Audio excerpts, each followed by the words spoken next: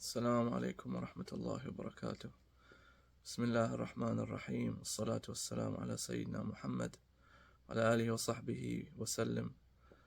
Wanted to come and do a second video on thought and the sources of thought. So this is based on experience and from Islamic videos that I watch both in Arabic and English. So putting together the summary and what I have learned, I'm sharing it with you. I'm not a scholar by any means, but what I know is there are 4 types of thought. The first type is a divine thought that is thrown into your heart, and it's more like a gut feeling. You feel it in your heart and it's consistent, and with it comes kind of calmness, and it's powerful that it doesn't go away. It might get stronger, but it comes when you're struggling or trying to find the truth in something, whether it's religion or way of living your life. If you have sincerity in your heart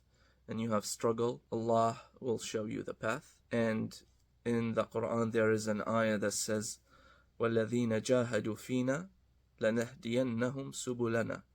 Those who strive and self-struggle in us, we will show them our path. That means we will guide them.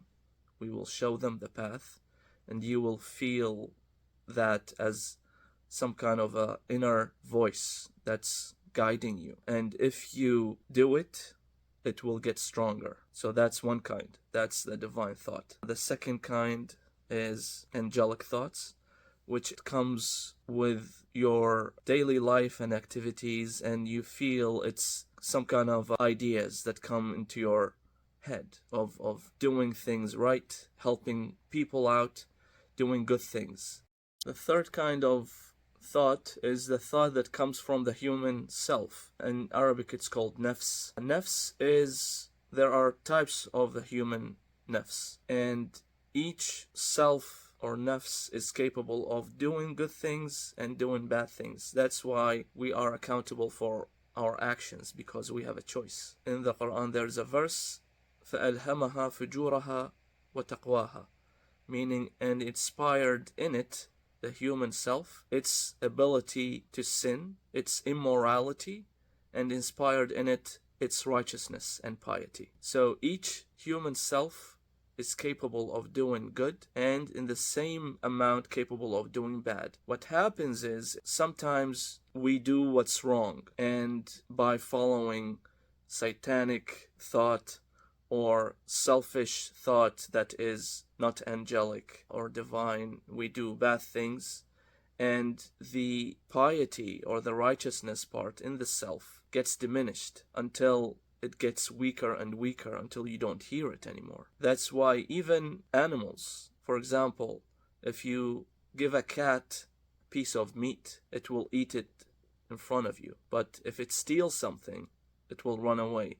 Even animals know right from wrong. When they do something bad, they feel guilt. That's the same with the human self. There are degrees in ways that you are vulnerable to doing bad things, and you feel that sometimes even after you do something bad, you feel guilt. And in Islam, there is always the door to repent and go back to Allah and seek forgiveness for your bad deeds and actions. And that's what makes the nafs stronger and more prone to do good things or do bad things.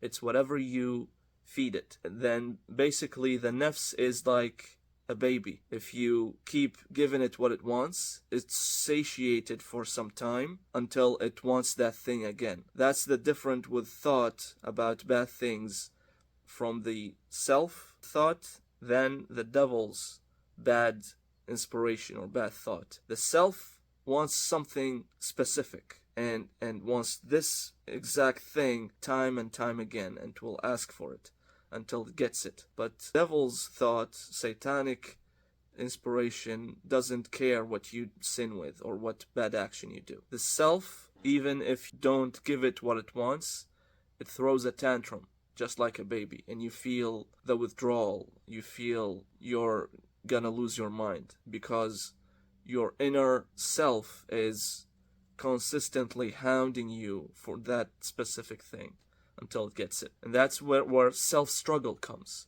is you're struggling with your inner self, inner thought, not to do the bad thing. And that is rewarded. Just that struggle by itself is rewarded in Islam by Allah. That if you think something bad, to do something bad or say something bad, and you don't do it, you're rewarded for not doing that.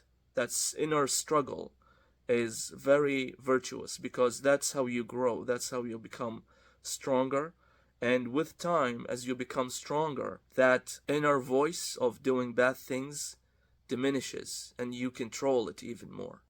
The fourth kind of thought is the satanic or devil's thought that comes into your mind, the whispers. And the difference is the devil's thought or voices, it's like a wolf trying to attack a pack of sheep.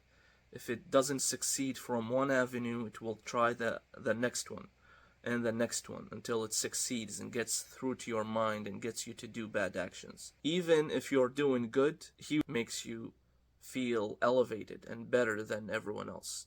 That's a kind of arrogance that's not accepted in Islam. It's a sin as well. It's a very major sin. And in the verse in the Quran, there is an ayah that says, فَبِمَا أَغْوَيْتَنِي لَأَقْعُدَنَّ لَهُمْ صِرَاطَكَ الْمُسْتَقِيمِ. When Satan, the devil, did not obey Allah's command to prostrate to Adam, when he was told by Allah, he was banished from the paradise or from the proximity of Allah. And then there's a dialogue between the devil and Allah in the Quran. It's mentioned that the devil said, because of what you have sent me astray, surely I will sit against them, meaning the humans, Bani Adam, on your straight path. And the word here has its own meaning, because it came in a way, sitting is not as normal sitting that you sit and stand from, meaning it sitting for a long time, meaning it will take its time. The devil will study your psychology and knows what you like, what you don't like, what your weaknesses are, and until you go astray or you lose your concentration and focus. So, and here also it's having that voice of victimhood, or like, you led me astray. He's blaming God for him not following Allah's command.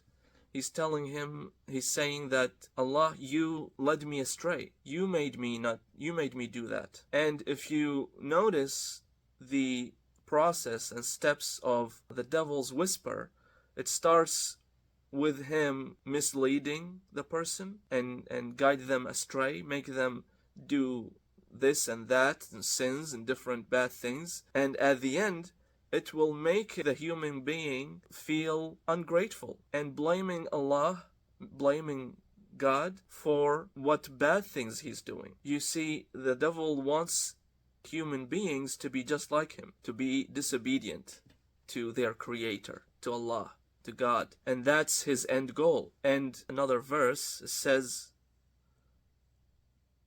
ثم لآتينهم من بين أيديهم ومن خلفهم وعن أيمانهم وعن شمائلهم ولا تجد أكثرهم شاكرين. It says, I will come to them from their front, from between their hands, and their right and their left and their back, meaning, like I said, it will come from different avenues. It will try different tactics, different ways to get through to your mind and make you do bad things. And at the end, and you will not find the majority of them feeling gratitude for what you have bestowed on them, the blessings of creation and sustenance. You'll find them ungrateful for what you have given them. And if you can see and notice the human behavior, a lot of the pessimism comes from ungratefulness. When you're ungrateful, you don't see what good you have. You don't see the good things. You can't see the good and be ungrateful for it or not thankful for it. You always focus on the bad. You're sad about what you have. You're envious. And that will lead you to be ungrateful towards God, your creator. And it's really interesting to learn more and more about it. And we go through this on a daily basis throughout our lives. We feel it, but we don't know the steps, we don't know the process, we don't know how to deal with it. As we learn more, we will understand it better and it will become clearer. And I think that helps a little bit. If you have any questions, if you have any other topics that you would like me to talk about, please let me know what you think and if what I said makes sense or not. And that's it. And Assalamu alaikum wa rahmatullahi wa barakatuh.